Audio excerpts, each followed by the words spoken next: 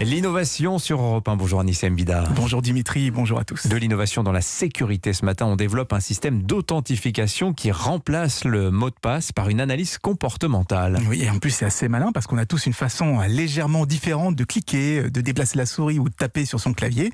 Donc ce que fait ce système, c'est qu'il s'appuie sur une intelligence artificielle pour analyser la façon dont on utilise l'ordinateur, c'est-à-dire la façon dont on ouvre les applications, dont on déplace les fenêtres, on les arrange, la vitesse de frappe, la vitesse de clic.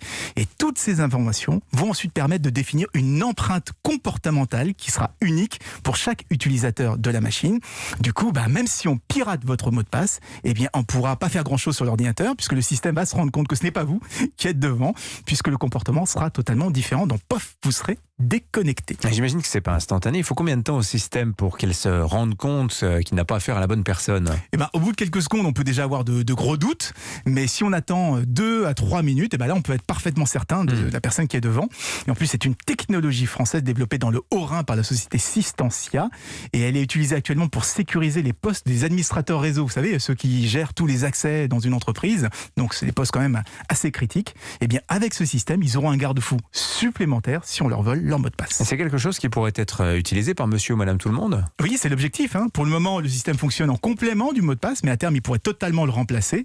La session de son ordinateur va pouvoir rester complètement ouverte, mais la machine va se bloquer automatiquement si elle ne reconnaît pas le comportement de la personne qui est devant. C'est ce qu'on appelle l'authentification en continu, et c'est beaucoup plus sûr.